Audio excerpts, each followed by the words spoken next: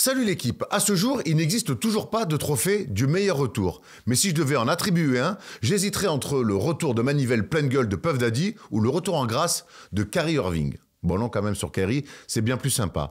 Non pas que j'avais oublié son talent et sa classe inimitable, mais depuis son retour de Cleveland, Kyrie s'était éparpillé, désorienté de son art premier. Mais cette saison, quand on reparle de lui, on parle uniquement du basketteur et ça fait kiffer.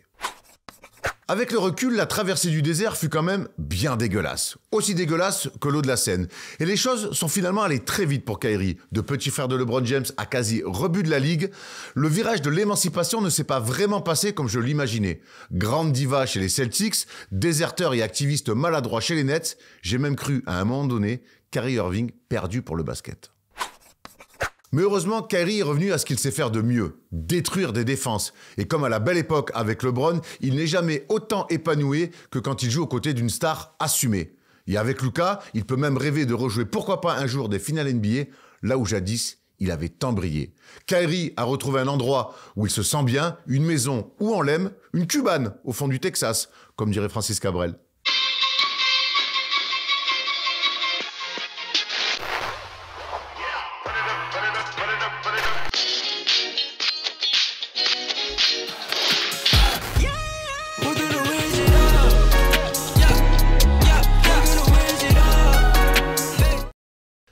Salut l'équipe, on est jeudi et le jeudi c'est le first des shows. Nous ne sommes plus qu'à une petite semaine de la fin de la saison régulière. Qui dit fin de saison régulière dit play-in, dit play-off, dit meilleur moment de la saison. Il fait bon ce matin, il fait bon aujourd'hui, il y a comme un flottement de bonheur un petit peu chez la first team. Alors ce jeudi, je ne sais pas pourquoi, enfin peut-être pas pour tout le monde. Comment ça va Thomas Dufan? Ça va, j'ai mal dormi. Je vais pas vous cacher que j'ai passé une drôle de soirée hier soir, entre joie et peine, entre tristesse et déception. Joie et peine ou joie et paix?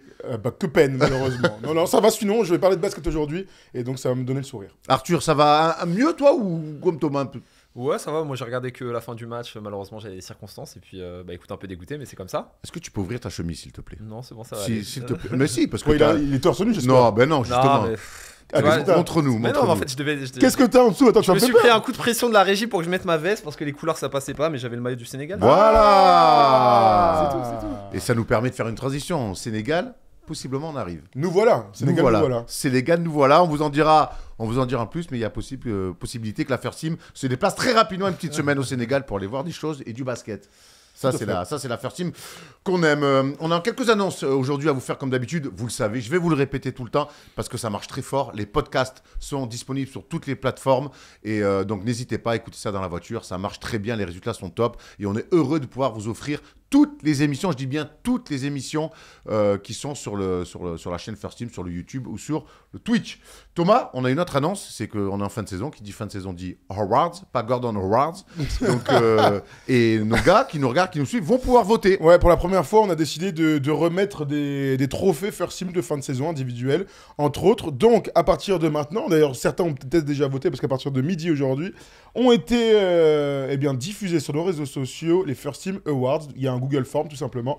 Vous entrez votre petit mail et vous votez. Et à la fin, je pense un lundi, peut-être dans une semaine, parce que vous avez qu'une semaine pour pouvoir voter, on remettra le MVP First Team, etc., etc. Il y a quelques petites fantaisie entre guillemets, le joueur le plus kiffant, le joueur le plus décevant de la saison. On vous a aussi demandé de mettre une note sur 10 pour cette saison, parce que nous on a eu la sensation que c'était une bête de saison, il s'est passé beaucoup de choses du début à la fin. Les Clippers, on en parlait tout à l'heure, c'était la première semaine de la NBA de transfert de James Harden, donc il s'est passé plein de trucs. Très curieux de savoir si vous avez kiffé autant que nous cette saison, donc vous pouvez répondre à ce questionnaire. Tu sais, hier vous m'avez posé une question en me disant qu'est-ce qu'on pourrait rajouter de marrant, et j'ai rien trouvé, et je viens de trouver quelque chose trop tard. Vas-y. Ça aurait été délire le meilleur de chez First Team.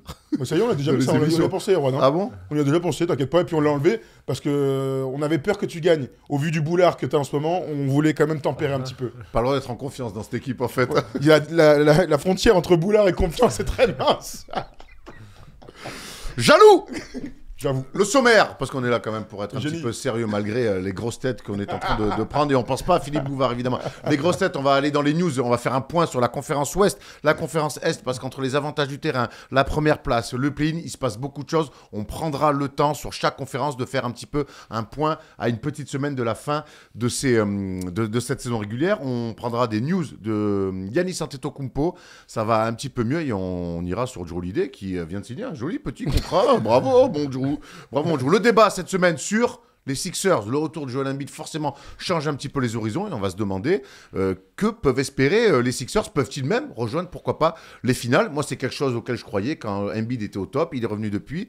Ça a l'air d'aller plutôt bien pour Jojo et pour les Sixers. Donc, on essaiera de se demander, et on vous a demandé à vous aussi, jusqu'où peuvent aller les Sixers cette année. Une palette cette semaine, Thomas, une super palette sur OKC et les pick and roll. Comment OKC a un petit peu rénové, on n'a pas peur des mots, modernisé un petit peu l'utilisation du pick and roll. On verra qu'il y a différentes entrées, plusieurs options. Et chaque fois, par contre, on retrouve aussi des mouvements assez similaires. Très intéressante la palette cette semaine, mais comme chaque semaine, parce que Thomas nous concocte chaque fois le meilleur tactique. Et puis derrière, on finira par le quiz, par mon moment du moment, mais surtout, il y a Arthur, t'étais là il y a pas longtemps, t'as pris une énorme branlée la dernière fois. L'humilité, Erwan, humilité. Attends, mais est-ce que les gens regardent First Team pour qu'on dise et on finira avec un quiz où le meilleur gagne? On s'en branle de ça. Nous, on veut se la mettre, on veut se chambrer, on veut se dire je suis meilleur que toi. Voilà ce qu'on veut. Les enfants, pardon. Mais les gens, ils veulent qu'on se chambre, ils veulent que Arthur il reprenne une sauce sur les facs, ou alors qu'ils m'en mettent une et qu'ils me disent tu vois, ferme ta bouche. Putain. Allez, on va faire une cagnotte. Hein. Les gens, arrêtez un peu là. Allez, les news.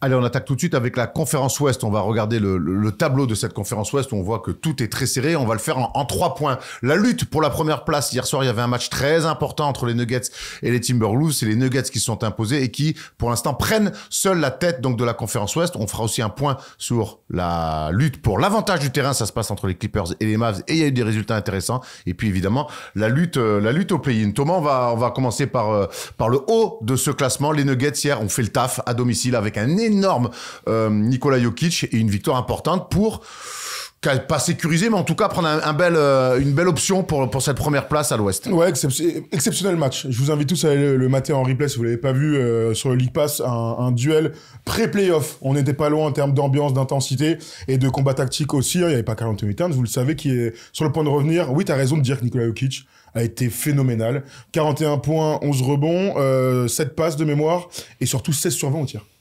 Il fait 16 sur 20 au tir et 7 sur 12 au lancer franc, le gars. C'est-à-dire qu'il a raté plus de lancer franc dans le match que de tirs en prenant 20. C'est incroyable.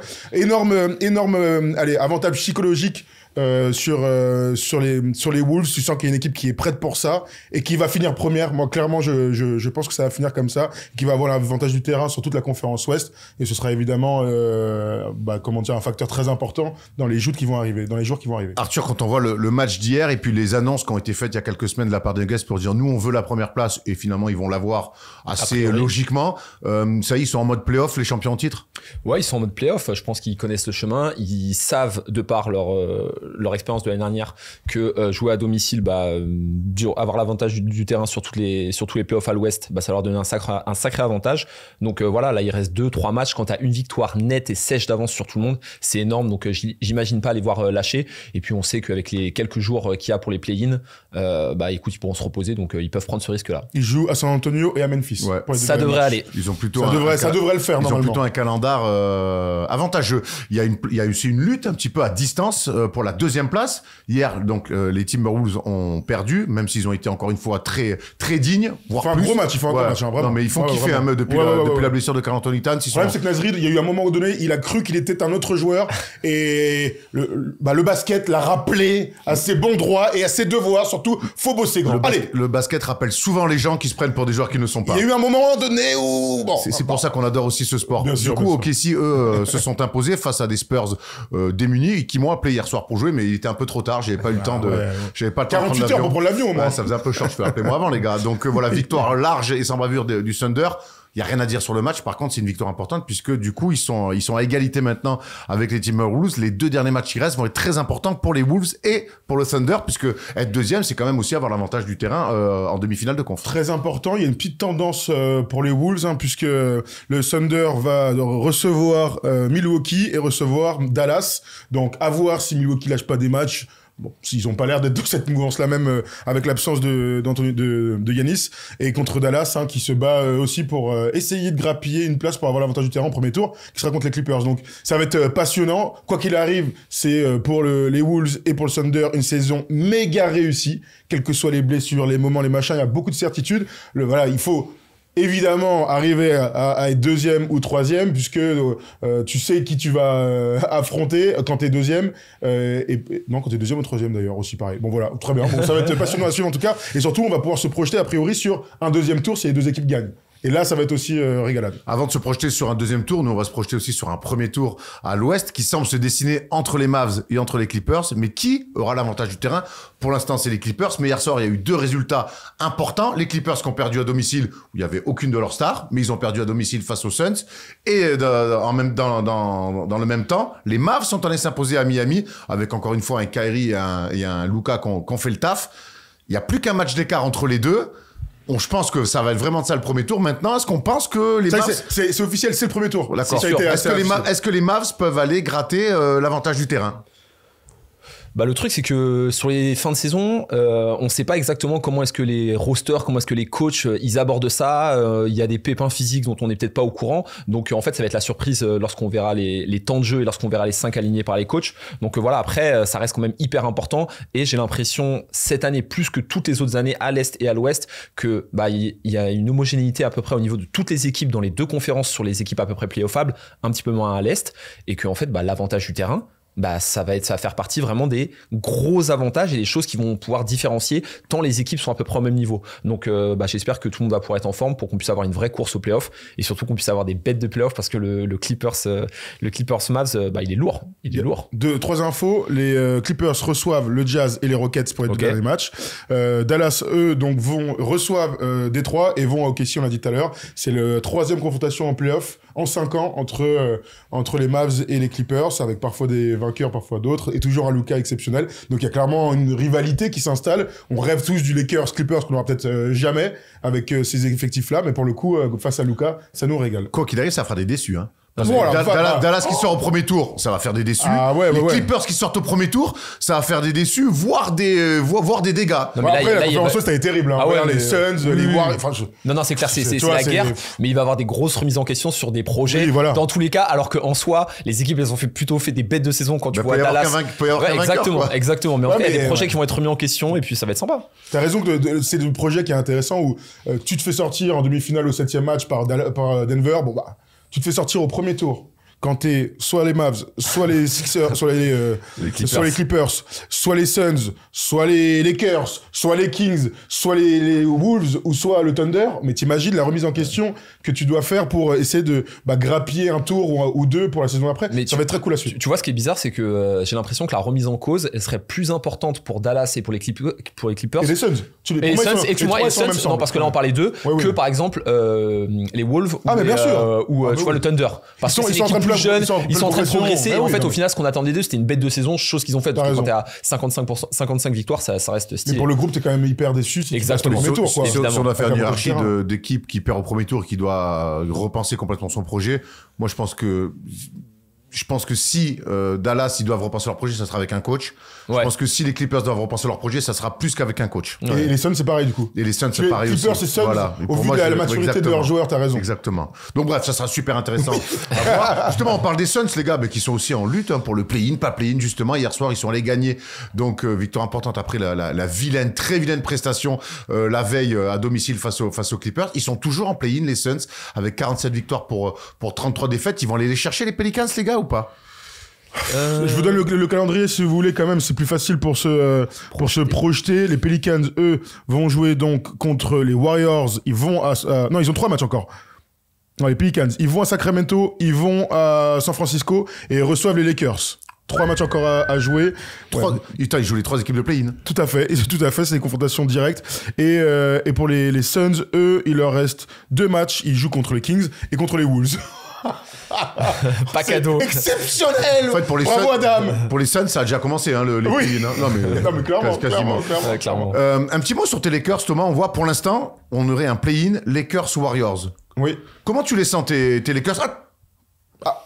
Je te pose une question, mais tu vas y répondre différemment. Voilà.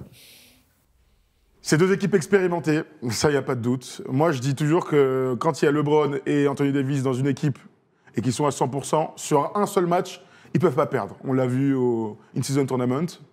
On l'a vu déjà aussi lors des différents play-in. Je ne vais pas changer mon avis là-dessus. Clairement, je pense que s'il y a un match entre les deux, les Lakers gagneraient. Hot take. Il est en train de... Bastide. J'étais en train de prendre des petites notes pour le débat de tout à l'heure. Oh, ça va, merde. Tu les vois, toi, Arthur, tu valides Thomas, tu vois les Lakers passer les Warriors si jamais ils se retrouvent en play-in? Elle est pas facile parce que oui, effectivement, les arguments ils se tiennent quand t'as Anthony Davis et LeBron sur un match coup près, ouais, mais sauf que en face, t'as les Warriors et sur un match, Stephen Curry il met 13-3 points, Klay Thompson il en met 6 au premier quart-temps. Oui, Steve Kerr aussi peut en mettre. Bon, mais évidemment. Non, mais ce que je veux dire, tu sais, un match de ouf d'adresse, comme il s'est passé il y a quelques jours, en fait, s'il y a bien une équipe qui peut battre tout le monde sur un match, c'est bien les Warriors. Oui, donc voilà. Mais il y a eu des play-in avant, les Lakers sont passés. Il y a eu une série de playoffs l'année dernière, les Lakers sont passés. Oui. C'est purement factuel. Hein. L'histoire va dans ton sens, mais ce que je te dis, c'est dans leur sens. Moi, personnellement, je m'en bats les couilles. Dans le sens des Lakers, mais voilà. C'est vrai. Hop, 3 € dans la cagnotte. Bref, donc non, 50-50 pour moi. Mais moi, je suis d'accord. Merci, belle prise de position en tout cas. Non, mais je le comprends. Hier, j'en parlais dans le clutch, mais comme ça intéresse pas les mecs qui produisent cette émission, on me met pas les extraits. Mais moi, je pense vraiment que s'il y a ce match-là que j'ai vraiment envie de voir, je pense, et j'ai envie de le voir, mais je pense vraiment que ça va se jouer pour moi sur les 3 dernières minutes, tu vois. Il y aura un money time et qu'après, En tout cas, elle est bien l'émission. Hein. J'espère que dans le débat, il y aura des oui et des non, parce que... Ah d'accord, mais en fait tu veux qu'on ait des avis cata juste... Non, moi j'ai envie que vous me disiez tous les deux, là aujourd'hui, qui gagne s'il y a un match en play, dites-moi, c'est pas dur. Je peux pas te dire, je pense que les Lakers, en soi ça reste une meilleure équipe, mais que les deux autres fous, surtout l'autre fou, il est capable de faire comme le match 7 contre les Kings et mettre 50 points, voilà, c'est tout. Erwan, Arthur, dites-moi qui va gagner, on se trompe pas. J'ai une question, est-ce que le fait que ça peut être potentiellement le dernier run de Klay Thompson avec les Warriors, est-ce que ça peut pas donner un supplément d'âme à cette équipe? Oui. Ouais, bof. Oui, non, ça peut. Non, je pense que c'est des gars qui veulent gagner dans tous les cas, ils connaissent, et le fait que ça soit possiblement le dernier match, le dernier run, ça change pas grand chose. Moi, je pense juste que ces gars-là, ils veulent gagner. Alors, je vais me mouiller, et au vu de ce que proposent les Warriors ces derniers temps et d'avoir un collectif retrouvé et marqué avec une adresse incroyable. Il y a eu ce match face aux Lakers, mais dernièrement, en général, ils remettent dedans. S'il y a Lakers-Warriors, pour moi, les Warriors vont passer dans un money time. Voilà. Très ça te va, Thomas? J'ai entendu quelqu'un qui prend... écoute, les Lakers vont gagner. Voilà, très bien. Voilà. Thomas est content. On peut passer à la suite. Et la suite, c'est la conférence Est. On va voir le tableau où là, les choses sont un petit peu plus claires que dans la conférence Ouest. Les Celtics sont premiers depuis bien longtemps. Les Bucks et les Knicks, donc deuxième et troisième. Est-ce que les gars, les Knicks, on imagine aller chercher les Bucks? Mais non, on s'en fout. Il y a deux victoires. Ça, il y a deux victoires d'écart, c'est quasiment fini. Les Knicks vont potentiellement finir troisième. Ça, c'est intéressant. Ce qui nous intéresse maintenant, c'est par exemple le Magic. Le Magic qui peut avoir l'avantage du terrain en finissant quatrième, mais qui peut aussi se retrouver en play-in parce que vous le voyez avec les Sixers, il y a pas beaucoup d'écart. Alors on est plutôt quoi? Quelle tendance on a en ce moment, les gars? Sachant qu'il y a un Magic Sixers, hein. Il y a un Magic Sixers qui se joue là, donc qui va absolument tout changer. Moi, j'ai envie que le Magic arrive à se qualifier dans le top 6.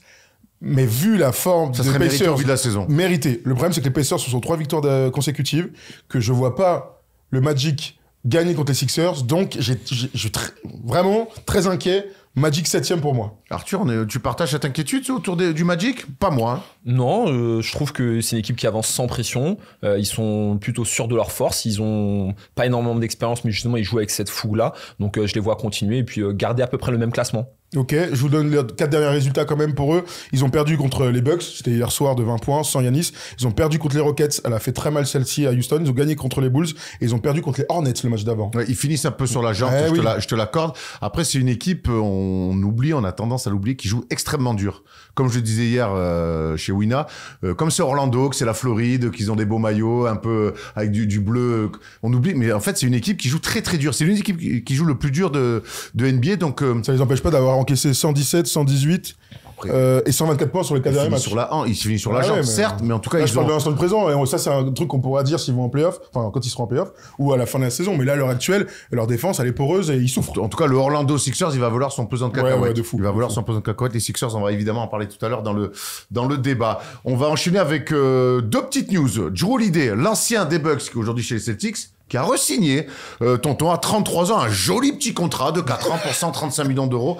C'est le 4e joueur de plus de 33 piges à signer plus de 100 millions. Il fait bon jouer en NBA quand même, hein. Oh la vache, incroyable, c'est clair. Et il avait signé aux Bucks, on se rappelle avec l'image où Giannis le charrie, il avait signé un contrat à peu près pareil, il y a 4 ans du coup. Ouais, là, donc c'est son 2e énorme gros contrat. Juste avant la fin de sa carrière, donc il a décliné sa player option de 37 millions l'année prochaine. Là, c'est 33 millions par saison. Ça permet aux Celtics d'avoir un petit peu moins de charges à payer et surtout surtout de garder leurs 5 majeurs jusqu'à l'année prochaine. Le but, c'était vraiment ça, conserver leur ossature pour une deuxième année, éventuellement, s'ils ne sont pas champions. Ou pour faire un doublé s'ils sont champions, pour le coup. Exactement, la fenêtre. Toujours la fameuse fenêtre. Toujours anticiper les choses, pas juste voir cette année, on est champion, pas champion, on verra cet été. Là, tu t'offres une fenêtre et en cas de désillusion, c'est toujours bien d'avoir une vision un petit peu plus à long terme, moyen terme en tout cas. Giannis Antetokounmpo, l'ancien coéquipier de Jrue Holiday, lui qui nous a fait un petit peu peur avec cette blessure au mollet où il s'est écroulé un petit peu tout seul, finalement, ce n'est qu'une contracture, 1 à 2 semaines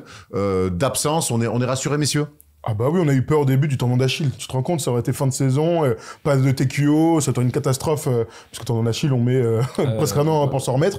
C'est une bonne nouvelle. Alors c'est à la fois une bonne nouvelle dans la mauvaise nouvelle. La première info, c'est que le gars va pas pouvoir jouer, donc il va pouvoir se reposer, ça ok. La question qu'on pouvait se poser, c'est comment son équipe allait réagir. Bon bah hier, Bobby Portis apparemment, il a pris le numéro 34 et il a joué comme Giannis. Il est grand, Bobby Portis, cette année, je trouve. Ouais. Dans l'attitude, dans les stats, quand il faut step up, mais je trouve que j'ai souvent dit que cette équipe cette année n'avait pas d'âme. Lui, par contre, il amène vraiment ça avec Pat Beverley, qui est très bon ces derniers temps et qui est mis dans le 5 majeur. Mais Bobby Portis, on a l'impression que c'est lui, en fait, la véritable âme de cette équipe. Je dirais pas que c'est lui l'âme de l'équipe, mais en tout cas, c'est vrai qu'il laisse transpirer un petit peu toutes ses émotions, toute son expérience et tout ce dont tu parles.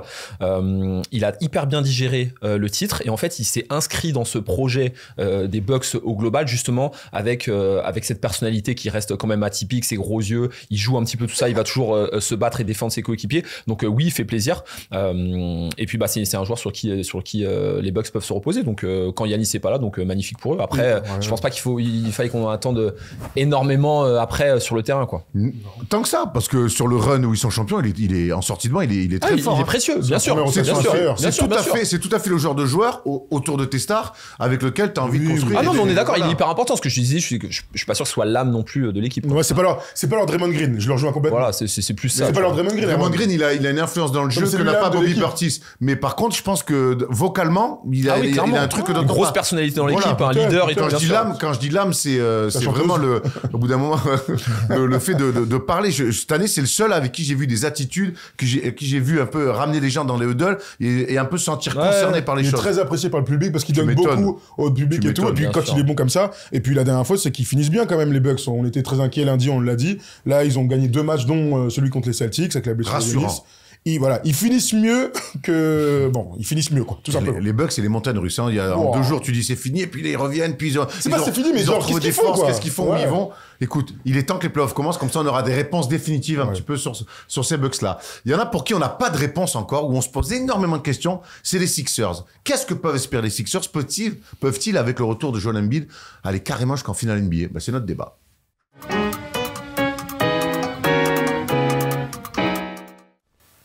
Il est de retour, pas Lissan El Kaïb, mais plutôt Joel Embiid. 6 victoires de suite pour les Sixers, 5 depuis le retour de Joel Embiid, qui lui n'a joué 4 matchs que sur les 5 derniers. Mais je vais rien vous apprendre, messieurs, le retour de Joel Embiid change complètement la vision de cette fin de saison côté Sixers. Oui, non, c'est clair. Quand t'as le MVP en titre, le meilleur joueur de ton équipe, le meilleur joueur de la ligue, on peut en débattre, qui revient, oui, évidemment, ça fait plaisir. Personnellement, je m'y attendais pas à son retour. Il n'y a pas énormément de communication autour de tout ça. Je pense que, comme ce que je disais tout à l'heure par rapport au contexte actuel, le fait que la ligue à l'Est soit très homogène en termes de niveau entre les 2, 3, 4, 5, 6, 7, 8 places, ils vont arriver quand même avec pas énormément de pression, un petit peu moins de pression que s'ils avaient été 2e ou 3e. Et j'ai très souvent ici mis en avant les failles psychologiques ou un petit peu les doutes que je pouvais avoir sur le leader qui était Joel Embiid. Et je suis persuadé que le fait d'arriver 6, 7e, 8e seed, écoute, ça va être plutôt bien pour lui. Il va arriver peut-être au moins sur le premier tour sans pression parce qu'on est habitué à craquer de Joel. Ouais, clairement, Craquette Joel, je te Craquette Joel qui n'a rien à voir avec Porte de la Chapelle, hein. Craquette. Pas encore, on lui souhaite pas ça, évidemment. T'imagines, 2m13. From the NBA to the street. Non, mais je te rejoins complètement, mais cette équipe, elle est pour la première fois bien construite autour de lui, on l'a dit toute la saison. C'est une équipe qui nous a fait kiffer sur la première moitié de saison régulière. C'est une équipe qui est attrayante, qui développe un bon jeu, qui défend, qui court et tout ça. On a quand même été vachement frustrés du niveau de cette équipe sans Joel Embiid. On aime bien dire quand même qu'une bonne équipe, c'est une équipe qui peut jouer sans sa superstar. Évidemment pas être à 70% de victoire, On a vu avec les Timberwolves qui ont perdu Karl Anthony Towns, par exemple, et qui ont maintenu des résultats très hauts. Absolument. Karl Anthony Towns, c'était pas le MVP, c'était pas le meilleur joueur de l'équipe. Non, c'est incomparable. C'est pas exactement la comparaison. C'est comme si Denver perd Jokic. Ah ouais, voilà, c'est ça. On est plus là-dedans. Dallas, ça c'est clair. Bon, en tout cas, il n'empêche qu'on était clairement déçus par le niveau de jeu, par le nombre de défaites, de la chute, mais complètement dingue de cette équipe au classement. Et là, juste avec son retour, l'annonce de son retour, l'équipe s'est remise à gagner, première chose, et s'est remise à avoir le même visage que sur la première moitié de saison. Et ça, c'est la meilleure nouvelle pour les hommes de Nick Nurse. Il y a quand même un truc, tout à l'heure je disais aux gars, je vous pose la question à vous, combien de matchs a joué Joel Embiid cette année? Oh non, mais regarde pas! Non, mais le quiz, il est tout à l'heure. Je sais pas, 45? 45. Il a joué 38 matchs, le mec. Ouais, putain. C'est incroyable. Incroyable comme il a pas joué, en fait, cette saison, tout simplement. L'autre, regarde, t'as vu ce qu'il a fait? Il a regardé. Je t'ai posé la question, il a regardé. C'est pas encore le quiz, c'est pour donner des infos. D'ailleurs, en plus, je suis sur le Gamelock, donc ça me donne pas le nombre de matchs qu'il a joué. Par contre, il a joué 4 matchs depuis son retour. 24 points, 29 points, 30 points, 37 points. Alors, il y a un petit bémol, c'est les ballons perdus quand même. Hein. Il a eu 5 ballons perdus, il en a perdu 8 contre Memphis. Mais on a l'impression que Joel Embiid monte en régime, match après match. T'as raison, on retrouve ce système de jeu autour des Celtics et autour de ce monstre de basket de Sixers qu'est Joel Embiid. Est-ce que vous le voyez redevenir aussi dominant que ce qu'il était avant sa blessure? Aucun doute pour moi. Physiquement, ouais, je pense qu'ils ont pas pris de risque quand t'as un animal comme ça. Lorsque tu le remets sur le terrain, que tu lui donnes des minutes, il a mine de rien. Il a pas commencé avec 14 minutes, hein, il a commencé quand même avec un bon temps de jeu.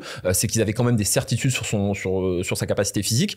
Là, il va revenir, il aura fait quoi, 6-7 matchs avant les playoffs ou play-in. Mais c'est top. C'est top. C'est suffisant pour l'imaginer à 100%. Je pense, alors, oui, pour moi à 100%, ou en tout cas à 95%, et qu'il puisse monter tranquillement, en tout cas physiquement. J'ai pas tellement de doutes physiquement sur ce qu'il va pouvoir apporter, sur son jeu, et puis voilà, il est tellement talentueux, tellement dominant, j'ai pas de doute. Moi, mon petit doute, c'est que autant on sait qu'en NBA, quand tu reviens, t'es prêt à jouer. Ouais. Voilà, on le dira, faut qu'on le répète ou qu'on le martèle, mais nous, en Europe, on a l'habitude, tu t'es fait une entorse, tu reviens, t'es à 80%, et puis tu te réathlétises. En NBA, normalement, tu viens, tu joues, à part si t'es en playoff, tu sais que t'es prêt à jouer. Donc ça, t'as raison, je te rejoins complètement. C'est pas que je suis inquiet, je dis juste que je me pose la question de son physique. Parce que, je le disais dans une autre émission, cette saison 2023-2024, elle m'a permis de comprendre un truc, c'est que Joel Embiid, son corps ne lui permet pas de supporter le rythme d'une saison NBA. Vraiment, je crois que... Alors, vraiment... Non, je comprends. Tu vois ce que je veux dire? Comprends parfaitement. Mais ça marche encore plus avec les playoffs. C'est pour ça qu'il n'a jamais réussi, parce qu'il est jamais allé loin aussi, hein, mais à enchaîner une série de playoffs, enfin des séries de playoffs à 100%, sans souci de ventre, sans maux de tête. Il est ce mec-là pour l'instant. Donc à lui de nous faire mentir tous ceux qui pensent ça, mais pour l'instant il est ce mec, il est pas fiable physiquement. Pas convaincu, Arthur. Ouais. Non, si, je suis complètement d'accord avec lui, mais ce que je veux dire, c'est qu'il est pas fiable physiquement aujourd'hui, comme il n'était pas autant qu'il n'était pas fiable physiquement au bout de 20 matchs. Ce que je veux dire, c'est que j'ai pas l'impression que là il est beaucoup plus fragile que lorsqu'on était au 20e match de la saison. Il est revenu, il est là, il a eu son truc, mais que effectivement, ça reste un joueur sur lequel on a d'énormes doutes sur sa capacité à pouvoir enchaîner les saisons et enchaîner les matchs. De toute façon, il a fait quoi, 500 matchs en carrière en 10 piges. C'est ça montre le personnage. Thomas, il s'est exprimé, Joel Embiid, depuis son retour, et il est plutôt rassurant, et il explique un petit peu comment le process se passe. Jouer, empiler le plus de minutes, dépasser les 30-35 minutes, je ne peux pas me permettre de faire beaucoup de choses les jours de repos, car je dois limiter ma charge de travail. Je dois utiliser les matchs pour ça. C'est intéressant. Ouais, c'est intéressant. C'est intéressant, mais sauf que ce truc-là, il aurait dû limiter se reposer les jours off. C'est un truc, si tu as compris le haut niveau, c'est dommage que tu t'en aperçoives à 28 ans ou à 29 ans. Enfin, je trouve ça. Bon, bref. Il n'est jamais trop tard. Mais si, arrêtez de manger des pizzas très tard. Hein. Non, mais c'est vrai. On parle des Sixers, on parle évidemment, et on a commencé ce débat avec le retour de Joel Embiid. Mais moi, je voudrais qu'on fasse un point sur le roster. Parce que en l'absence de Joel Embiid, il y a eu quand même des ajustements côté roster chez les Sixers, avec notamment l'arrivée de Kyle Lowry, l'arrivée de Buddy Hield. Ils ont très peu de vécu en commun, mais sur le papier, on voit que Nico est redevenu un titulaire au poste 4. Il est très en forme, Nico, en ce moment. Les gars, sur le papier, Kelly Oubre fait une super saison. Sur le papier, cette équipe-là, Elle a vraiment le profil du poil à gratter, bien relou à jouer. Mais plus que poil à gratter, quand tu vois le profil, le roster articulé autour de Joel Embiid et l'état de forme de Tyrese Maxey, et avec les autres joueurs, mais c'est une bête d'équipe. C'est une équipe qui doit aller en finale en fait chaque année lorsque tu vois le roster. Mais il n'empêche que moi j'ai toujours ces doutes sur l'élément central qu'est Joel Embiid, sur sa capacité, on en a parlé, à enchaîner les matchs, mais surtout à pouvoir être prêt dans sa tête. C'est un des seuls gars, je l'ai déjà dit la dernière fois, qui a des stats où t'enlèves 6, 7, 8 points entre ses moyennes en saison et ses moyenne en playoff. Alors il y a toujours des contextes, des blessures, des maux de tête, j'ai mangé un burger avant le match, j'en sais rien. En tout cas, quand tu vois cette équipe-là, le petit élément qui me fait dire que ça peut être un petit peu différent l'année dernière, c'est effectivement le fait qu'on ait enlevé James Harden et que Tyrese Maxey soit finalement installé en numéro 2 à la création, sur un profil extérieur, et qui va peut-être pouvoir apporter une dynamique que n'avait pas il va pas se cacher, lui, en tout cas, Harden, il va pas se cacher. Donc c'est peut-être ça qui va... Mais il n'empêche que j'ai toujours les doutes avec Embiid. Tant qu'il n'aura pas montré, moi j'ai du mal. Est-ce que ces doutes autour d'Embiid, on peut un peu plus les minimiser parce que pour la première fois de sa carrière, il a un coach champion NBA avec lui aussi? Ouais, c'est intéressant. Alors, je réponds vite fait sur le roster avant de répondre à truc. Il y avait Doc Rivers, du coup. Il y avait Doc Rivers, donc ça marchait déjà. J'avais oublié que... Ah bah non, mais Doc Rivers, ça va marcher comme ça. Non, mais ce que je veux dire, c'est que Doc Rivers champion NBA, mais derrière, il a créé... T'as raison, Doc oui, Rivers, non, mais je vois ce que tu veux dire. Juste avant de parler du coach, pour revenir sur cette équipe, autant au début de l'année, moi j'étais sûr que c'était pas une équipe qui pouvait aller au bout. Mais ils ont fait quand même beaucoup de changements intéressants sans trop perdre. Donc James Harden est parti, ça d'accord, remplacé par un mec qui était déjà dans l'effectif et par des gens autour. Ils ont la très bonne hiérarchie entre la superstar, un numéro 2 qui est très complémentaire. Donc petit, grand, la rapidité, l'adresse, le pick and roll, Maxey est vraiment complémentaire. Et ça, c'est un truc qu'on va pouvoir apprécier pendant ce run de playoff. Mais ils ont aussi ajouté cette année tout ce qui leur manquait avant. Ils avaient pas de shooter. Ils sont allés chercher Buddy Hield. Buddy Hield en playoff, est-ce qu'il est capable? On n'en sait rien, il a jamais fait les playoffs, le mec. Donc ce sera intéressant de le voir. Mais en rajoutant de l'expérience, Kyle Lowry, Nico Batum, c'est très intéressant. Des athlètes, Kelly Oubre, etc. Enfin, il y a beaucoup. J'ai Anthony Melton qui est revenu là, il y a quelque temps, et qui est pas un bon titulaire, mais qui est un super remplaçant dans une équipe. Tu vois, il y a beaucoup de bonnes choses entre expérience, petit, grand. Qui ça, t'as dit? Robert Covington. Robert Covington, absolument, mais qu'on n'a pas revu depuis quelque temps là. Qui va revenir là. Qui va revenir, mais en tout cas, ça t'as raison. Ça donne de la profondeur. Ils ont, à l'heure actuelle, pas le meilleur effectif de la conférence Est, mais je les mets facilement 3e. Et en soi, bon, derrière les Bucks, bien sûr, et derrière les Celtics, et en ça, c'est déjà une victoire. Donc, ensuite, ce sera une bataille de coach. Et là, je te repose la question, Erwan, est-ce que tu penses que Nick Nurse a ce qu'il faut, tactiquement, ce que tu as vu cette année, pour un jour faire un upset? Parce que c'est ça la question. Faire un upset face aux Bucks ou face aux Celtics?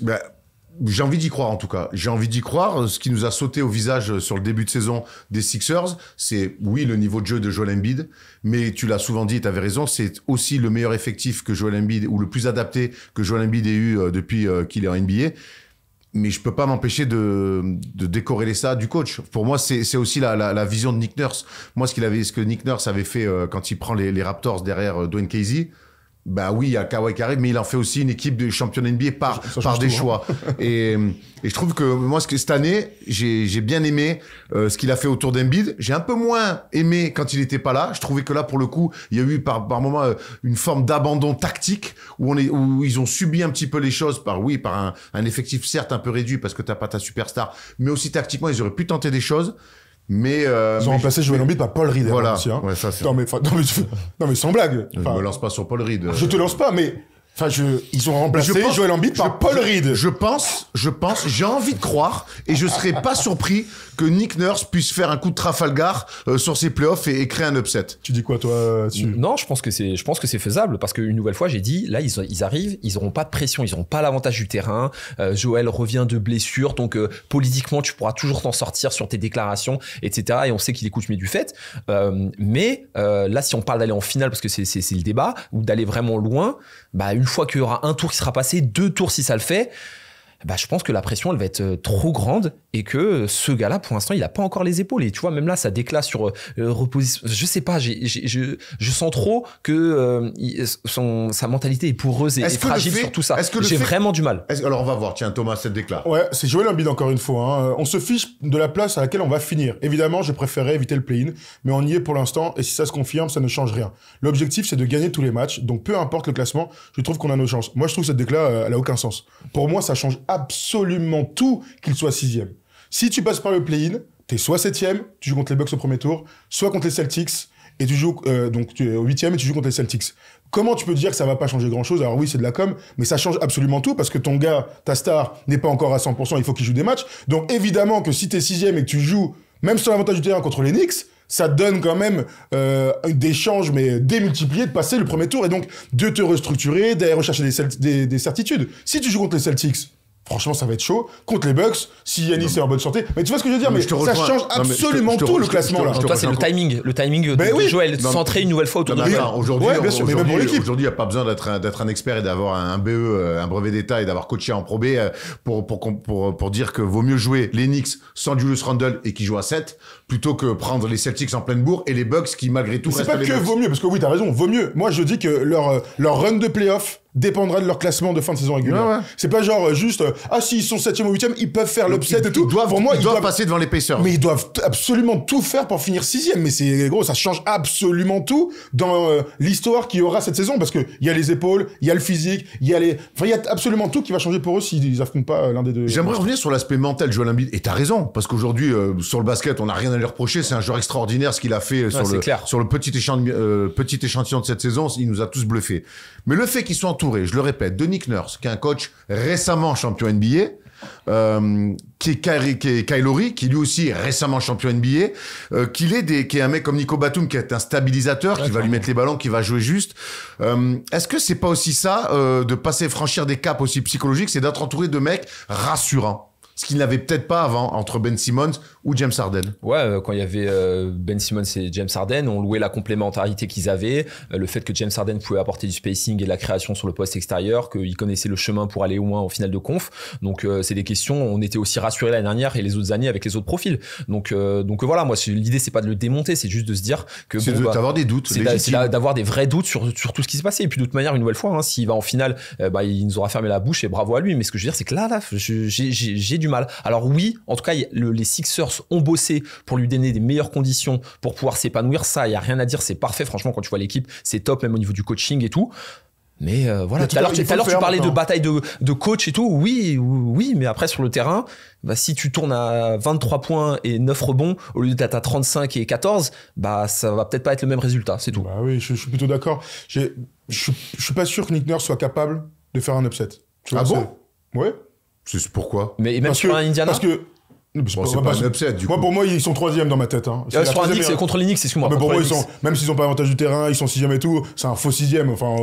Ça reste un upset techniquement, quoi. Ok, mathématiquement. Alors, toi, tu parles de taper un des deux premiers. Bien sûr. Ok, il est là, l'upset. Attendez, s'ils perdent contre les Knicks, c'est une catastrophe, les gars. Pour moi, l'upset des Sixers, si perd contre les Knicks, c'est pas une catastrophe. Encore une fois, il faudra voir la manière. Mais pour moi, l'upset, pour moi, j'accorderai le mot upset aux Sixers que si c'est les Celtics ou les Bucks. Attendez, mais là, ça m'intéresse, là. Pour vous, là, aujourd'hui, même si il a raté la moitié de la saison, les Sixers sont pas grands favoris face aux Knicks dans une série?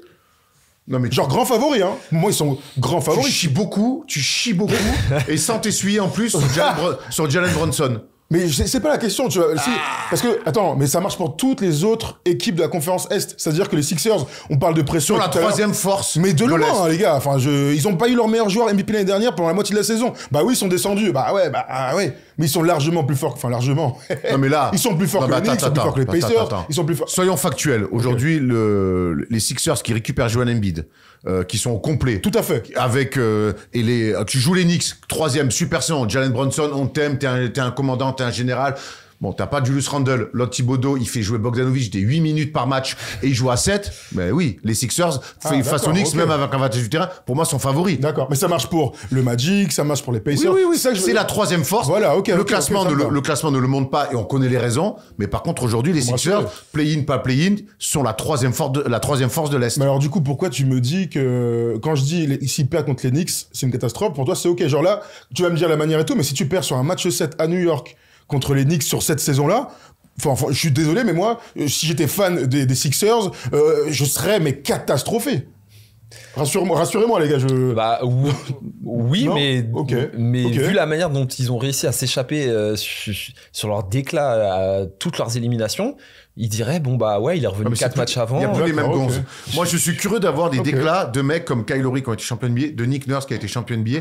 Je pense que Doc Rivers, dans ces déclats qu'il a pu avoir, où je pense pas à Coach Brown qui était juste à l'avant, qui bon, il est gentil, mais il connaît l'autre. Ça fait des années Brett Brown, tu parlais là. Ouais, Brett Brown. Ça fait des années que Doc Rivers qui est en déclat, il sait trouver des excuses, il sait où ça. C'est un vrai politicien. Moi, je pense que Nick Nurse, c'est un mec proche du terrain, proche de ses joueurs et que là-dessus, il n'y aura pas d'échappatoire en disant oui, mais bon, c'est pas je pense pas. Vraiment, moi, je vois un mec, un vrai coach qui assume dans les bons comme dans les mauvais moments. Ouais. Mais oui, là, je te rejoins, c'est que pour moi, c'est la plus grande force. Alors oui, les Knicks, parce que troisième, ils font une belle saison. Pour moi, sans Randle et avec le coaching de Thibodeau, qui même sur la fin de saison régulière continue à jouer à 7. Bon bah voilà, donc on est d'accord que les Sixers qui perdent au premier tour, c'est une catastrophe. Moi pour moi, il faut un peu penser aux Lakers de l'année dernière, c'est-à-dire que leur classement ne reflète pas, absolument pas leur niveau réel à partir du moment où ils sont au complet. Donc perdre au premier tour pour les Sixers avec tout ce qu'on a dit depuis tout à l'heure, bah oui, c'est une cata et ça marche pour les Knicks, pas les Knicks, on s'en fout des Knicks en fait. C'est juste là les Sixers et comment je me projette sur eux. C'est pour ça que je disais que leur classement, il va changer absolument tout, parce que perdre au premier tour, factuellement, c'est catastrophique au vu du premier mois de compétition. Si tu perds contre les Celtics, si tu perds contre les Bucks, bon bah bien sûr que t'as pas la même lecture que si tu perds contre le Magic ou contre les Knicks. Les Sixers, il leur reste, j'y arrive, il leur reste 2 matchs. Orlando, pas cadeau, faut le prendre. Il faut absolument le prendre. Faut absolument le prendre. Et après, Brooklyn qui sont déjà en vacances. Donc, oui, t'as raison là-dessus, mais t'as raison. Faut qu'ils finissent 6e. T'as raison complètement. Maintenant, on vous a demandé à vous aussi si vous pensiez que les Sixers pouvaient aller en finale cette année. Et du coup, avant d'aller dans les commentaires, on va prendre la cote Winamax. Tom, peut-être que je te mets un peu dans le jus, mais j'aime bien qu'on ait d'abord les cotes Winamax, Thomas, pour voir la chance que leur donnent les bookers les bookmakers plutôt, d'aller en finale NBA. Absolument, dans la conférence S donc, on vous a mis les 6 équipes qui ont le plus de chances de passer la finale. Donc les Celtics sont largement favoris, 1,60. Les Milwaukee Bucks sont deuxième, 5. Et donc les Sixers, comme on le dit depuis tout à l'heure, largement la troisième force de ce plateau-là, où les Cavs, le Heat et les Knicks sont cotés à 15. Mais c'est exactement ce qu'on dit depuis tout à l'heure, c'est qu'il y a quand même un écart, d'après nous, entre tout ça. Donc si vous croyez aux Sixers, ça se passe là-dessus. Bah, du coup, je vous repose la question, parce que personne n'y a répondu, je trouve. De quoi ? Bah, est-ce qu'ils vont aller en finale ou pas ? Mais moi, je pense qu'ils ont une chance. D'accord. Ils ont une chance d'y aller pour toutes les raisons qu'on vient de faire. Je pense que Joel Embiid, pour moi, j'ai envie d'y croire jusqu'à que je vois peut-être l'inverse, mais j'ai envie de croire qu'il a franchi un cap psychologique. C'est juste de la supposition, mais en tout cas, quand je vois ce qu'il a fait cette année, je trouve le titre de MVP de la saison dernière, même s'il y a eu des playoffs qui ont été énormément frustrants, je trouve que c'est devenu un autre joueur en un an. Il y a eu cette blessure-là, mine de rien, il va arriver frais aussi. On peut en parler de ça. Il va arriver frais pour les playoffs. Il est mieux entouré, que ça soit baskettement parlant ou psychologiquement, avec des joueurs qui ont connu d'autres choses. J'ai envie d'y croire. C'est pas les favoris, c'est la 3e option de l'Est, donc ça veut dire qu'il y a 2 équipes devant, mais j'ai envie de croire vraiment. Je serais pas méga surpris qu'ils arrivent à accrocher un spot en finale. Souviens-toi, Thomas, je l'ai souvent dit, quand Joel Embiid marchait sur la ligue en novembre, décembre, janvier, je disais, mais moi, avec ce Embiid-là, ils peuvent aller en finale. Et depuis, en plus, tu as rajouté des assets qui fit encore mieux avec ce groupe-là. Donc, s'ils sont 6e, ils tapent, admettons, New York. les Knicks. Après, ils jouent les Bucks. Et après, ils jouent les Celtics pour aller en finale. Alors, tu en dis quoi, de toute façon, pour aller en finale, il faut... Ouais, dans tout non, cas, mais tu peux avoir de la chance. Les Bucks se font sortir par Miami. Souviens-toi. C'est archi possible. En plus, quand j'ai vu la cote à 15, j'ai dit Miami, Souviens-toi quand les Celtics vont en finale, le parcours qu'ils ont, quoi. Ouais, je sais, mais je remets juste du contexte pour que vous puissiez répondre, parce que ça m'intéresse d'avoir vos avis. Erwan y croit, c'est ça que je retiens. Moi, j'y crois, mais j'y crois depuis le début. Moi, j'y crois pas. J'y crois pas. Ouais, tu crois trop, pas non, j'y crois pas. Trop de doutes, c'est tout. Enfin, j'ai déjà suffisamment dit. Trop de doutes. Les adversaires ont tellement plus de certitudes à un moment donné. Rien que les Celtics. Alors, d'accord, les Celtics, ils ont des certitudes. Mais les Celtics, on l'a dit ici, et tant qu'ils n'ont pas gagné, on aura des doutes. Oui, non, mais pareil. Moi, j'ai des gros doutes pour les Celtics aussi. Là, c'est aller en finale NBA. Alors, en finale NBA, ils l'ont déjà fait. Alors, attends, les Celtics, tous les feux au vert, saison énorme, meilleure attaque, 2e meilleure défense, les Celtics, très bien. Ils sont favoris. Oui. Derrière les Bucks, me dis pas qu'il n'y a pas de doute sur les Bucks. Les Knicks, bravo, gros. Mais arrête de parler des Knicks, Erwan. Mais je fais un étalage. Les Knicks, gros cœur, bravo, Jalen Brunson, il joue à 6. Même en N3, tu peux pas jouer à 6. Donc, pour moi, en fait, parmi toutes, mais il est con celui-là, tu sais qu'ils font partie de la NBA, donc j'en parle. Tout le temps, tu en parles tout le temps. Les Pacers, pour moi, ils sont pas invités à ce niveau-là. Le Magic, c'est une équipe jeune qui va découvrir les playoffs. Et il y a Miami, n'oublie pas Miami. Mais moi, Miami, oui, alors les Knicks, Miami, t'en parles jamais. Je les attends au virage. On va pas comparer la saison de Miami à celle de New York quand même. Gros, mais là, Butler, il est dans la salle du temps là. Ah oui, gros. Il va tourner à 47. J'espère pour lui parce que l'édito, il est déjà écrit. Hein.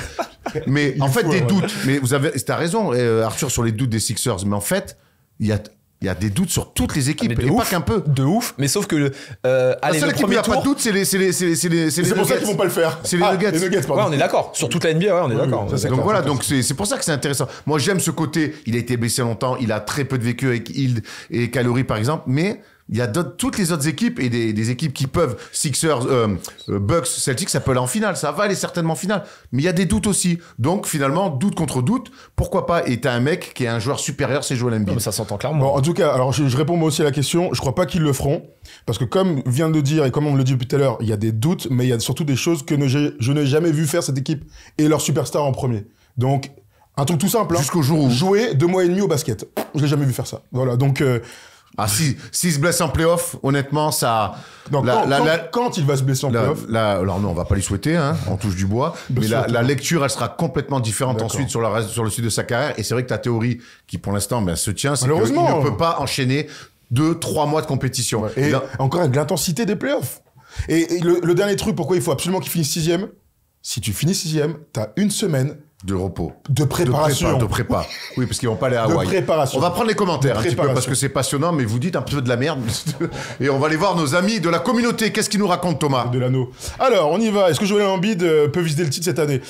Zekiel qui nous dit: le retour de Embiid est un vrai motif d'espoir, surtout que je le voyais pas revenir avec autant de rythme. Mais le vécu du groupe risque d'être un peu court et Joel va peut-être avoir un contre-coup avec l'intensité propre au play-off. La finale de conf paraît être le plafond pour cette année. Ce qui serait une progression, il l'a jamais faite. Hein. Clairement, il l'a jamais fait. Trae Young l'a fait, pas lui. Incroyable. T'as raison, ouais. Victor. Il est là dans la salle et en même temps, il fait les commentaires. Bravo, Victor. Je leur souhaite, mais j'ai envie de dire non. Je pense que c'est même pas le meilleur effectif qu'ils aient eu pour aller au bout. Intéressant. Ils me font penser, je pense qu'ils pensent à l'année avec Butler, peut-être. Bref, ils me font penser aux Clippers époque Lob City, capable de prendre 50 wins chaque année, mais des trous d'air dans les moments importants. À eux de me faire mentir. Il est un peu comme nous, Victor. Faites-nous mentir. La seule grande différence, c'est qu'à Lob City, ils ont plus le même coach, quoi. Tout à fait. Et enfin, c'est Akram qui nous dit « Embiid est probablement la star avec Jokic qui a le plus d'impact sur son équipe. Les role-players comme Batum, Oubre, Hield ou, j'allais dire Elo, incroyable, Hield ou Melton auront beaucoup plus d'espace et ils sont capables d'être très adroits. Miami nous a prouvé l'an passé que c'était possible de surperformer. » Intéressant de dire, on l'a pas dit, mais... Qu'ils soient déjà à leur niveau, c'est bien, mais pour affronter les Celtics, les machins, faut surperformer. Sont-ils capables de ça? C'est toute la question qu'on s'est posée. On a essayé d'y répondre. En tout cas, vous avez répondu un petit peu dans les commentaires qu'on a mis à l'antenne. Et n'hésitez pas, évidemment, à y répondre dans la section commentaires. C'est toujours intéressant. On vous lit et on peut échanger aussi avec vous. Voilà. Mais t'as raison. On va finir là-dessus. J'aime cette idée il faudra, quoi qu'il arrive, surperformer. On a vu Miami le faire 2 fois ces dernières années. On a vu d'autres équipes surperformer aussi. Les Celtics, quand ils vont en finale, c'est bien, c'est carré, mais c'est une surperformance malgré tout. Donc voilà. Pour faire des upsets, pour faire des surprises, il faudra surperformer. Embiid et les Sixers en sont-ils capables? On aura bientôt la réponse. C'est pour ça qu'on est surexcité en ce moment. Merci les gars, vous avez été excellents. On se retrouve la semaine prochaine. Non, pas du tout. Allez, j'étais le mec. 7 ans d'émission, il a toujours pas le compte. Allez, on passe à l'édito. Il a toujours pas le compte en tête.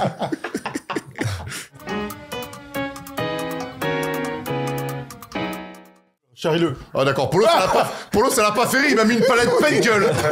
Allez, tais-toi, allez hop, un petit générique. Ça, tu m'as régalé, Polo. Polo, l'autoritaire. Hein. Ah ouais, incroyable. C'est pas moi qui étais dans les buts du PSG. T'as pas besoin de t'en prendre à moi, Polo. Hein. D'ailleurs, ça tombe bien, on fait une palette sur la performance hier de Didio Donnarumma, on va bien se régaler. Très bien, bon, elle va pas durer longtemps. Hein. Bah si, justement, il y a plus de 3 buts à prendre. Alors, du coup... 4 OKC cette semaine, je vais y arriver. OKC cette semaine, 4 actions. Et comment ils ont réinventé un petit peu à leur sauce le pick and roll avec différents joueurs chaque fois impliqués. Mais pick and roll, normalement, c'est un petit qui dribble et un grand qui pose l'écran. Et voilà. Et ben, OKC, c'est pas du tout ça. C'est pas Stockton Malone, ouais. C'est pas Stockton Malone. Allez, on y va parce que c'est passionnant. Moderniser, c'est ça Moderniser, c'est bien ça. Allez, première action, on va se la regarder ensemble. C'est contre les Warriors. Ça se passe du côté de San Francisco. Une belle action et un beau dingue pour Shea Crème. On y retourne. Shea, c'est important de commencer par lui, porteur de balle, avec un bon spacing. Josh Giddey et Steph Curry qui le laissent très très loin. La position d'Holmgren aussi, il est ligne de fond pour le spacing. Et le premier écran, disait Joe avec, vous allez voir, cette tactique entre guillemets qu'on voit de plus en plus en NBA. Isaiah Joe va poser l'écran, ça provoque le switch. Podziemski va défendre sur Shai, donc voilà, switch entre Wiggins et Podziemski. Donc on choisit le défenseur, mais surtout c'est un espèce de slip, donc on pose pas vraiment l'écran, on se barre direct pour faire de l'espace. Bon, Shai, balle en main, vous le savez tous, c'est un mec qui pourrait être MVP, il est indéfendable. Wiggins se pose la question, est-ce que je viens un peu plus en aide? Bah non, parce qu'il y a Isaiah Joe qui tourne à 42% à 3 passes cette saison, donc il faut quand même rester plutôt sur son adversaire, loin du ballon.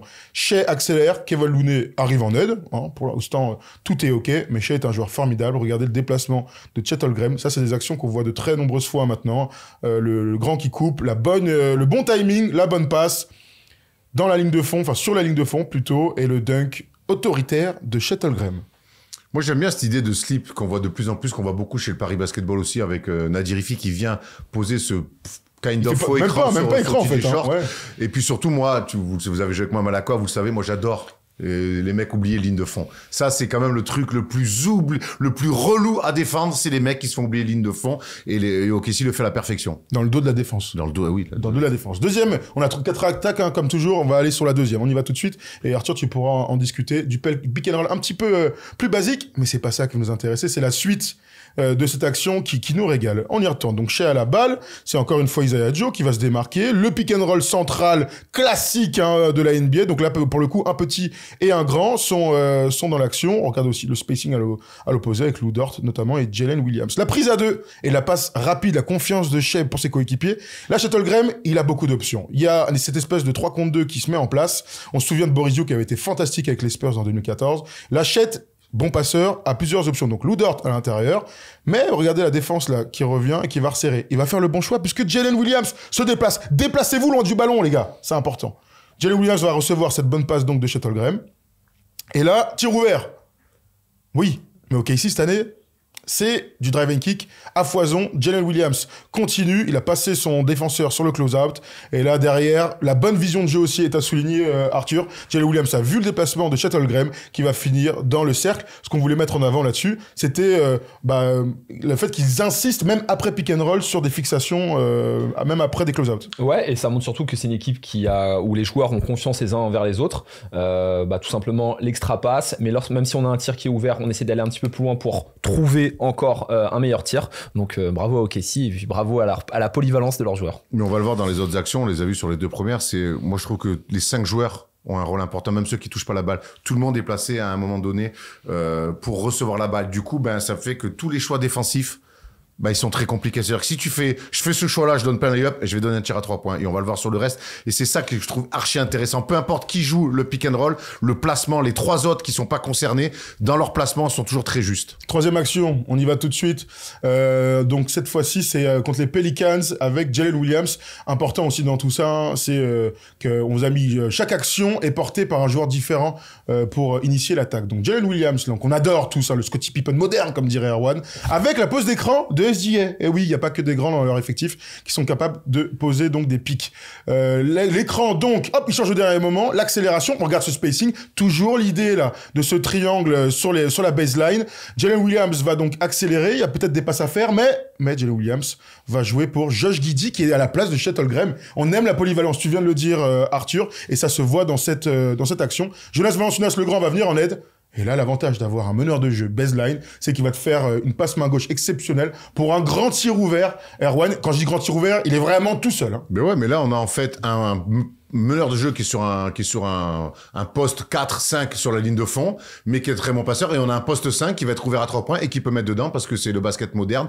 Donc voilà, moi c'est ça que j'aime, c'est qu'en fait tout le monde peut tout faire, et donc ça rend cette équipe-là, j'imagine, je me mets à la place des adversaires, aller scouter, ça doit être infernal. Ce qui est intéressant aussi, c'est la prise de vitesse de Jalen Williams sur le pick and roll qui est très haut. Ça lui permet de prendre de la vitesse et c'est très dur ensuite de défendre ça. Et t'as vu aussi SGA ce qu'il fait, il vient un peu sur la gauche, au dernier moment il change. Encore une fois, c'est un écran slip un petit peu, encore une fois. Là, c'est un vrai écran pour le coup. Mais prendre de la vitesse à chaque fois quand balle en main et derrière tout est organisé. Tu aimes la vitesse? Tu aimes Josh Giddey? Eh ben écoute, 4e action, on y va tout de suite. Puisque c'est encore une fois donc du pick and roll et du passing game qu'on adore. Oh, elle est belle cette action hein, contre la magnifique défense des Pacers. On y retourne, Josh Giddey donc avec la balle, avec cette histoire d'écran très rapide, Erwan. Hein, regarde, l'action a débuté depuis 2 secondes, on est à 22. Il y a un switch défensif, t'es obligé, mais la vitesse de Giddey, là sur sa main gauche, t'es obligé de te faire battre. Hein, très difficile. On voit TJ McConnell qui vient tout de suite dans l'aide, mais là on aime ça. Cette espèce de Spanish. Alors Spanish, normalement tu fais un picker. Là pour le coup c'est juste un croisement avec Isaiah Joe qui remonte. Il est absolument tout seul. Là le bon écran de Jalen Williams. Parce que dans la polyvalence d'OKC, il y a aussi le fait de faire un écran pour démarquer son coéquipier à l'opposé. Et ça c'est très cool. Isaiah Joe pourrait tirer, honnêtement. Mais on l'a dit tout à l'heure, on va encore très très loin parce qu'il reste du temps, il reste 19 secondes sur l'horloge des 24 avec cette passe magnifique pour Williams qui se retrouve comme à l'intérieur. Encore une fois, le poseur d'écran cette fois-ci est un ailier, ce qui te permet d'avoir beaucoup d'entrées et surtout beaucoup de sorties à la fin de ce système. Tu tues, ce qui est cool là-dessus, c'est qu'ils arrivent à avoir un lay-up, un tir à énorme pourcentage en 10 secondes. Ouais, non, c'est clair. Bah écoute, une nouvelle fois, hein, là tu parlais du Spanish pick and roll qui normalement c'est un écran sur un écran. Là ils font juste le croisement parce qu'on va pas leur demander non plus 150 000 trucs, mais l'espace est fait. Il a le tir ouvert, mais une nouvelle fois on se fait confiance, on essaie d'aller un petit peu plus loin, on sait qu'on trouvera une solution. En l'occurrence la solution elle est sous le panier, 2 points et puis comme tu dis très haut pourcentage, donc bravo à eux. Franchement ils vont être trop loin en playoff. Ce qui est bien, t'as raison de dire ça, c'est que là c'est évidemment des actions de saison régulière. Maintenant faut arriver à conserver cette structure d'équipe en playoff quand ça va moins vite, quand ça joue plus dur et tout ça. C'est l'enjeu d'OKC dans cette fin de saison pour continuer à progresser. Mais bon, est-ce qu'on a des doutes? Marc Daigneault va être coach de l'année, enfin j'en ai aucun doute, donc ce sera cool à suivre. C'est l'enjeu et c'est surtout la prochaine marche pour cette équipe-là. Voilà, c'est comme ça qu'on apprend aussi. Se construire, faire un play-in, faire une très bonne saison régulière derrière, et puis après voilà, prendre en play-off. Donc quoi qu'il arrive, de toute façon pour OKC, c'est une année de confirmation et d'apprentissage aussi. C'est le parfait mix, mais en fait, faire plusieurs choses à la fois, ils savent bien le faire. Voilà, on a une pensée aussi pour Gordon Hayward, on comprend toujours pas ce qu'il vient de faire. Sur le profil, il est parfait, hein, polyvalence, l'ailier. Il y a le profil et puis il y a le terrain après. Oui, exactement. Attends qu'il mette un buzzer beater en playoff, tu vas voir. Mais on lui souhaite. Il y a l'émission et il y a le quiz aussi. Ah, c'est reparti. C'est maintenant. Ben non, j'annonce le quiz, calme-toi.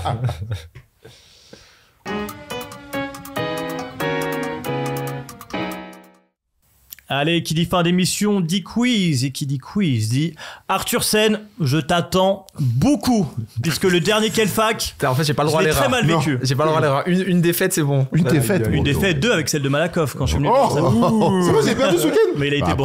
Après on a beaucoup de blessés. Ils ont été vaillants. Aïe, Très vaillant. il a été bon Arthur. On n'a même pas parlé de ça. Combien t'as mis Arthur? Je sais pas. Oh. Juste à fait, 29 points. Non, la peut-être vache, pas. 8 ouais. sur 9 à 3 points. Ah ouais, vrai match Arthur, bravo. On n'a pas vu le même match alors. Non, un bon match. Bon, le qui suis-je d'aujourd'hui? Non, le quiz d'aujourd'hui. Des questions de rapidité comme d'habitude. Tu nous as fait Aymen comme d'habitude. Et puis derrière, le qui suis-je? Pas de quel fac? Si, on en a glissé quelques-uns dans les questions de rapidité. Mais on s'est dit pas de spécial Kelfac aujourd'hui. Arthur est plus récemment. Les gens attendent que ça. Enfin, c'est très déçu. Le peuple. Les gens t'attendent, toi, arrête un peu. Vous êtes prêts? Ouais. Allez, qui est le dernier joueur à avoir gagné 2 MVP de finale de suite? KD. KD, ça Ah parle. ouais, putain, ouais. 2017-2018. Qui est le meilleur scoreur all-time gaucher? Harden. Harden. Ouais, bravo. Qui est le numéro 2? Ginobili. Malone. Pardon. Ginobili. Ah non. Non, Malone il est pas gaucher non? Chris Mullin non, un grand. et David Robinson. David Robinson est deuxième.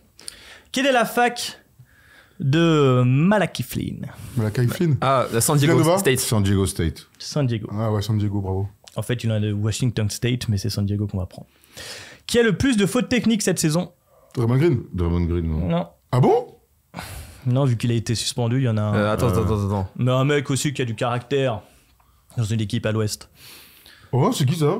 Un mec qu'on a vu cet été lors de la Coupe du Monde. Lucas. Lucas est deuxième avec 13. Ah, il a même pas premier Schroeder, Draymond non, Green. Schroeder, il joue. Il est à l'est. Attends, on Un a vu Canadien, allez. Dylan Brooks. Ah, Dylan Dylan Brooks Brooks. est Bah premier oui. avec 14. Quel joueur a le plus de triple-double cette saison? Luka. Et Sabonis. Sabonis, bien sûr. Sabonis. Numéro 1. Quelle est la fac de Jabari Smith? Alabama. Ouais, je pense. Non. Arkansas. Auburn. Auburn. Auburn, mais Merci. oui, c'était un A, bravo. Il n'y a qu'un seul joueur qui a été champion 2 fois depuis 4 saisons, les 4 dernières saisons. 2023, 2022, 2021, 2020. Qui est-il? Attends, vas-y, répète. Un seul joueur a été champion 2 fois sur les 4 dernières saisons. Un seul joueur était. Ah, si, je l'ai. KCP. Putain, j'ai la haine. Aïe, aïe, aïe, aïe, aïe, aïe. Allez, encore Allez, une Erwan, hein. question. Erwan, pour toi. Il a Enfin, pour pour faire tout la le bouche, monde. je sais pas ce qu'il a. Quelle est la fac de Chris Middleton? Ah, je l'ai pas. Tennessee. Texas. Ah, Oh là là, bon. c'est dommage que ça n'a pas commencé maintenant. Combien de fois Jordan a été meilleur scoreur dans sa carrière? 8. 8. 9. 10. 10. Ah, 10, Oui, tellement oui, 10, ça. tellement 10. 10. Mais qui a été le plus de fois meilleur scoreur depuis 2000? KD. KD, bravo, Bravo. bien Arthur. Et le dernier, Vache. la fac de Devin Vassell? Ah Devin Vassell. Attends. Ah bah si. Non, c'est pas Baylor, Non. c'est. Non, Devin c'est pas Vassell. Baylor. Attends. Baylor, Miami. Non. Florida State. Florida State, bravo, State. bravo Baylor, mon c'est- futur. Baylor, T'es dans la c'est bonne son- Florida région. State. Voilà, Bravo. belle rentrée dans ce Mais jeu. attends, Erwan, ça va?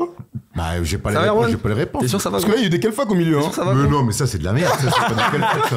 Ça, c'est pas des quelle fac. Je les ai tous C'est fait, pas les vrai, quelle facs. fac. Tu mets Texas. Ouais, Non, mais bravo, ça, c'est des trucs Ah, attends. ça, c'est des trucs du marché, ça. Oui, voilà, je te Erwan donne comme a ça à la beau volée. Moi, je suis dans les soirées strass et paillettes. Et depuis que t'as eu ton article dans... C'était quand, Dans le Télégramme. Dans le Télégramme. Ravi, j'étais content. Mon père était content, surtout lui qui a bossé au Télégramme à l'époque. Voilà. Brestois est référence de la NBA. Putain, Ah, il est beau celui-là. hein. Rien que ça. Ah, quoi. du piston du coup. Non, même pas. Il est même pas. parti à 40 je ans, rigole, mon père je du Télégramme. Vous êtes prêts pour le qui suis-je? Ah ouais, on est là pour ça. C'est bon, Erwan? Ah bon, amen. Je suis né le 21 août 1987. J'ai donc 36 ans, comme le gars de la semaine dernière. Et je ne suis plus sur les parquets NBA depuis 2019. Et une dernière pige du côté de Toronto, ce qui me permettra d'obtenir une bague. Mais commençons par le commencement. Jérémy Lin. Jérémy Lin. Non. Je passe par la fac, et cette fois-ci je vais le dire parce qu'il y a des fois où je le dis, Ouais. de Kentucky. 3 saisons, de 2006 à 2009. Lors de ma dernière saison, je tourne presque à 24 points de moyenne avec déjà une arme qui se dégage, le shoot externe. Avec ces stats, je me présente à la fameuse draft 2009, mais mon profil n'intéresse pas vraiment.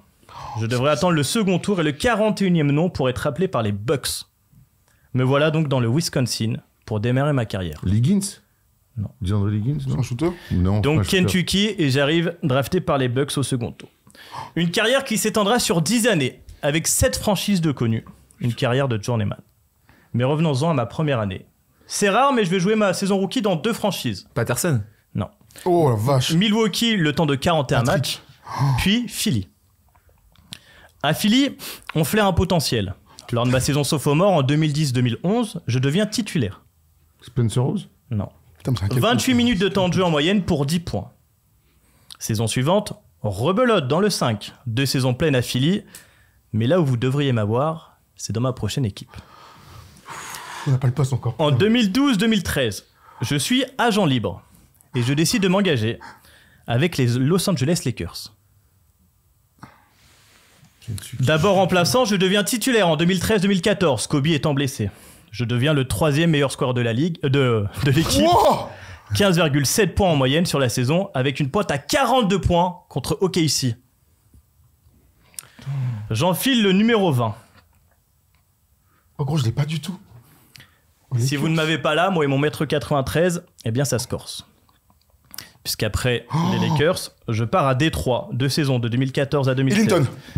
Non. Oh putain, c'est pas Non, du je tout. sais qui c'est. What Jody Mix. Jody Mix, Erwan Bravo. Ah bah oui, Jody Mix. Eh oui. Bien sûr, mais Kentucky. Puis une tout de pige haut. à Orlando. Bravo, Jody Mix. Minnesota, Washington, bravo vous. Oh Vous là m'avez là, fait aux peur parce que Raptors, vous l'aviez. aux Raptors. Raptors. Ellington, c'est North Carolina. Ouais. Ouais, bah je. Jody Mix. Bravo, Allez, bravo. voilà. Bravo. Il parle pas, il parle. Moi, je parle quand ça sert. Ah, Jody Mix, bravo. Bravo. Son crâne là. Ah, ouais, Il oui. fout la haine, il se fait snap. 15 points de moyenne. C'est une belle carrière. Hein. Je savais pas qu'il Ouais, il s'est jamais installé, il s'est jamais installé. Nulle part, mais bon, il avait des qualités. Ouais, il avait des qualités. Tellement avec un TG musculeux là. Le gars, il tournait à 24 points à Kentucky à la fin. Ouais, ça Ah ouais saison. 24 points. Et il Kentucky. drafté deuxième tour. Sa troisième année. Ouais, il est Ouais. petit pourtant. Bon, bravo, hein, bravo, Il bravo fait comme Tom, ça. bravo Erwan. Bravo à tous pour cette émission. On s'est encore une fois régalé. La semaine prochaine, donc nouveau First Day Show. Et on sera en plein play-in en plus. Hein. Ah bah là, clairement, play, alors fin de la saison régulière dimanche, play-in c'est mardi, mercredi, jeudi, vendredi. Donc voilà, on sera au milieu du truc. sera Et puis au milieu. les playoffs commencent dimanche. On va se régaler. Oh là là. là là C'est là. le meilleur moment de la saison qui arrive. Soyez bien Vendredi, avec nous. On se retrouve lundi pour la libre antenne. On se retrouve jeudi prochain pour le First Day Show. On vous dira un petit peu plus de choses sur notre prochain voyage à Dakar autour de la BEL. C'est comme ça qu'il faut penser Tout à fait. la balle. Et puis voilà, on a encore plein de choses à vous annoncer. On attend aussi des réponses. Donc voilà, on vous aime. Merci pour la force. Merci mon tuteur. Merci Yes. Tom. Merci Plaisir. Toto. Merci à tout le monde en régie. Merci à Victor. Merci à Imen. Merci à Jérémy. Merci à Léo pour la palette qui nous régale à chaque fois. Et puis merci à notre chef, notre patron, notre Dieu vivant, Paul Herrère. Voilà.